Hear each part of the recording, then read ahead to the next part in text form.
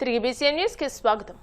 నెల్లూరు జిల్లా గూడూరు పట్టణంలోని tower clock centre వద్ద ఉన్న పొట్టి శ్రీరాముల విగ్రహానికి ఎమ్మెల్యే పాసం సునీల్ కుమార్ పూలమాల వేసి నివాళులర్పించారు. అమరావతిలో పొట్టి శ్రీరాముల విగ్రహావిష్కరణ ప్రత్యక్ష ప్రసారం ద్వారా వీక్షించారు. పలువురు ఆర్యవైశ్యులు ఎమ్మెల్యేను ఘనంగా సన్మానించారు. ఈ సందర్భంగా ఎమ్మెల్యే మాట్లాడుతూ తెలుగు వారి కోసం ప్రత్యేక రాష్ట్రం ఉండాలని ఆమరణ నిరాహార దీక్ష చేసి ప్రాణాలర్పించిన మహనీయుడు పొట్టి శ్రీరాములని కొనియాడారు. పొట్టి శ్రీరాములు గారు 58 రోజులు ప్రత్యేక ఆంధ్ర రాష్ట్ర సాధన కోసం దీక్ష చేసినటువంటి వ్యక్తుల్లో ఆయన ప్రముఖుడు. చిరస్థాయిగా ఆయన ప్రతి ఒక్క గుండెల్లో ఉండేటువంటి మంచి మనిషి పొట్టి శ్రీరాములు గారు. ఆయన ఆర్యవైశ్య కులంలో పుట్టడం కూడా ఆర్యవైశ్యులు అదృష్టం అని చెప్పి నేను తెలియజేస్తున్నాను. అంత పోరాట పటిమ, అంత దీక్ష, 58 రోజులు అన్నం తినకుండా ఉన్నాడంటే ఆలోచించండి. ఆయన ఎంత నిబద్ధతతో నిష్ఠతో ఆ రోజు ప్రత్యేక ఆంధ్ర కోసం ఆ రోజు ఆయన దీక్ష చేసి ఆలోచించుకోమని చెప్పి మీ అందరికీ కూడా నేను తెలియజేస్తున్నాను. ఈరోజు మన పొట్టి శ్రీరాములు గారి జయంతి ఉత్సవాలు రాష్ట్ర వ్యాప్తంగా ఒక పండుగగా ఈరోజు ఎన్డీఏ గవర్నమెంట్ జరుపుతుందని చెప్పేదానికి మాకు చాలా సంతోషంగా ఉంది.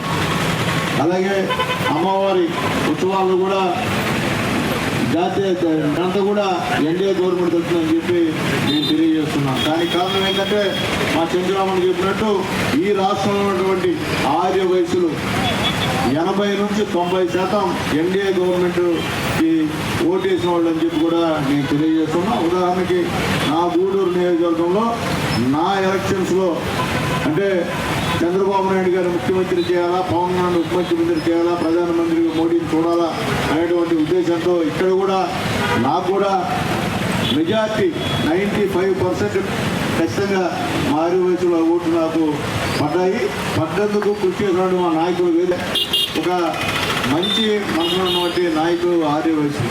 ఎక్కడ కూడా వివాదాల జోలికి పోరు, రచ్చలు చేయరు, చాలా కామ్గా ఉన్నటువంటి వాళ్ళు మా ఆర్యవైశ్యులు అని చెప్పేదానికి నిజంగా నాకు చాలా సంతోషం ఉంది. అలాగే పెద్దలు మా చంద్రరామన్ చెప్పినట్టు ఆ రోజు పెద్ద విగ్రహం లేనప్పుడు నన్ను అడిగాడు, తమ్ముడు ఏంది అన్ని విగ్రహాలు ఉన్నాయి, రామారావు గారు ఉంది, అంబేద్కర్ గారు ఉంది, మా పొట్టి శ్రీరాములు గారి విగ్రహం లేదంటే అన్నా నువ్వు పెట్టి అన్నా అని చెప్పా. ఎందుకు చెప్తున్నానంటే ఒక మంచి మనిషి, ఈ ప్రత్యేక ఆంధ్ర రాష్ట్రం కోసం పోరాడినటువంటి మహానుభావుడు. ఆయన విగ్రహం లేకపోయినా కానీ మనకి చాలా సిగ్గుచేటు. అలాగే గూడూరులో ఆర్యవైశ్యులు మ్యాక్సిమం డామినేటింగ్ ఉన్నటువంటి జనాభా. ఇక్కడ ఇంతమంది ఆర్యవైశ్యులు ఉండి ఆ మహానుభావుడు యొక్క విగ్రహం లేకపోతే కొరతని చెప్పిన తర్వాత నేరుగా ఆ రోజు తెచ్చి అన్న పెట్టాడు. నేను మళ్ళీ ఇక్కడంతా ఆర్యవైశ్య ప్రభుత్వం ఉన్నారు. రైతే దేశానికి వెన్నెముక అనే సిద్ధాంతాన్ని నమ్మి ఎన్డీఏ కూటమి ప్రభుత్వం అధికారంలోకి వచ్చిన తర్వాత రైతుల సంక్షేమం, వ్యవసాయ రంగ అభివృద్ధికి పలు కీలక కార్యక్రమాలు చేపడుతున్నట్టు ఉంగుటూరు ఎమ్మెల్యే పచ్చమట్ల ధర్మరాజు తెలియజేశారు. ప్రభుత్వం ప్రతిష్టాత్మకంగా నిర్వహిస్తున్న రైతన్న మీకోసం వారోత్సవాలలో భాగంగా ఏలూరు జిల్లా నిడమరు మండలం అడవికొలను గ్రామంలో నిర్వహించిన కార్యక్రమంలో ఎమ్మెల్యే పాల్గొన్నారు. ఈ సందర్భంగా అధికారులు, కూటమి నాయకులు, కార్యకర్తలతో కలిసి గ్రామంలోని రైతుల ఇంటింటికి వెళ్లి వారిని కలుసుకుని అన్నదాత సుఖీభవ కరపత్రాలను పంపిణీ చేశారు. రైతులతో మాట్లాడి వారి సమస్యలు తెలుసుకుంటూ ప్రభుత్వం చేస్తున్న పథకాలను వివరించారు.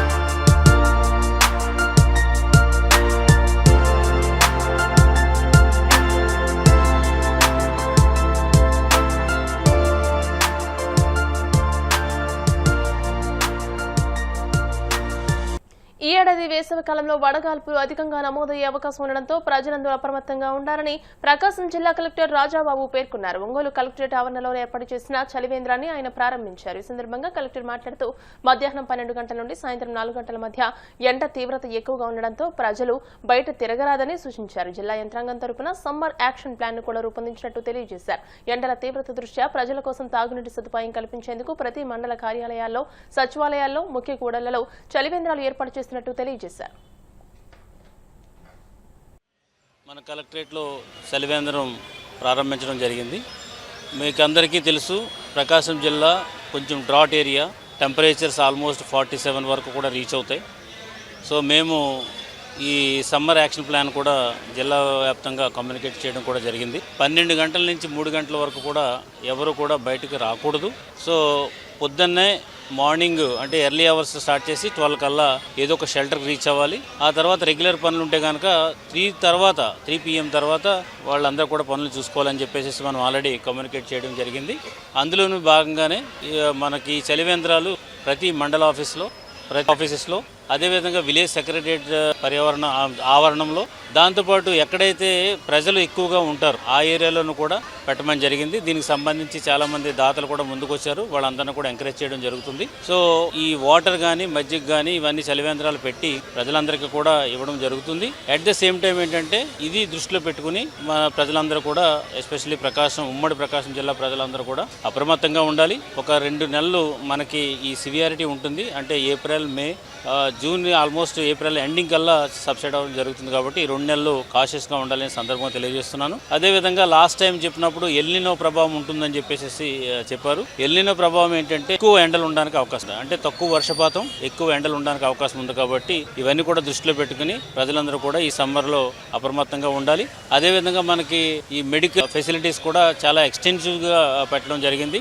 విలేజ్ క్లినిక్స్లోని, తర్వాత మన పిహెచ్సిస్లో, తర్వాత డిస్ట్రిక్ట్ హాస్పిటల్స్లో కూడా ఏ విధమైనటువంటి హెల్త్ ఇష్యూస్ వస్తాయో వాటికి సంబంధించి ఎక్విప్మెంట్ కూడా అక్కడ పెట్టుకోవడం జరిగింది. ఎస్పెషల్లీ గ్లూకోజ్ బాటిల్స్ అయితేనేమి, తర్వాత మనకి ORS ప్యాకెట్స్ అయితేనేమి, అవన్నీ కూడా వాళ్ళు సఫిషియెంట్గా పెట్టుకున్నారు. సో ఏది ఏమైనప్పటికీ కూడా ప్రజలు కూడా సహకరించాలి. సో ఎండలు ఎక్కువ ఉంటాయి కాబట్టి మొండిగా బయటికి రాకపోకుండా సురక్షితంగా ఉండాలని సందర్భంగా తెలియజేస్తూ, సో ఇక్కడ కలెక్టరేట్లో ఏర్పాటు చేసినటువంటి చలివేంద్రాన్ని బట్టి అధికారులను అభినందిస్తూ, ఇట్లాంటివి కూడా రెగ్యులర్గా మనం వాచ్ చేసుకుంటూ ఎక్కడ కావాలో అక్కడ కూడా పెట్టుకోవాలి. అదేవిధంగా మున్సిపల్ కమిషనర్ ఇక్కడే ఉన్నారు. ఎక్కువ మంది మనకి ఈ మధ్యన మనకి ఈ ఎక్కువగా విమెన్ అందరూ కూడా సిటీస్కి రావడం, అర్బన్ ఏరియాస్కి రావడం జరుగుతుంది. సో ఎక్కువ ఇన్ఫ్లక్స్ ఉంటుంది. ఏంటంటే స్త్రీశక్తి పథకం ద్వారా ఏదైనా పనులు ఉన్నప్పుడు ఆడవాళ్ళు ఎక్కువగా ఈ టౌన్స్కి రావడం అనేది జరుగుతుంది. కాబట్టి మున్సిపల్ కమిషనర్ గారికి కూడా ఇన్స్ట్రక్షన్ ఇస్తున్నాము. వారు కూడా ఎక్కువగా చలివేంద్రాలు పెట్టి షెల్టర్స్ డెవలప్ చేయాలని చెప్పేసి చెప్పాము.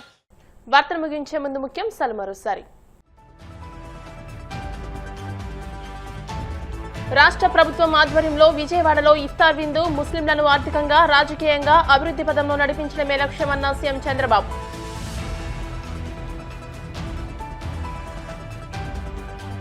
పొట్టి శ్రీరాములు ట్రస్ట్ సభ్యులకు మంత్రి నారా లోకేష్ ఆత్మీయ విందు, రాష్ట్రంలోని ఆర్యవైశ్యులకు ప్రభుత్వం అన్ని విధాలుగా మద్దతుగా నిలుస్తుందని భరోసా.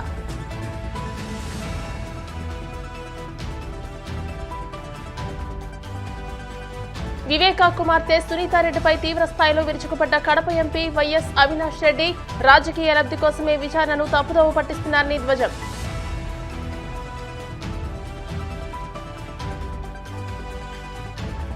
వాడపల్లి వెంకన్నాలయంలో ప్రత్యేక పూజలు, మంగళ వాయిద్యాల నడుమ శ్రీ స్వామి అమ్మవారికి మేల్కొలుపు సేవ, ఐశ్వర్యలక్ష్మి హోమం.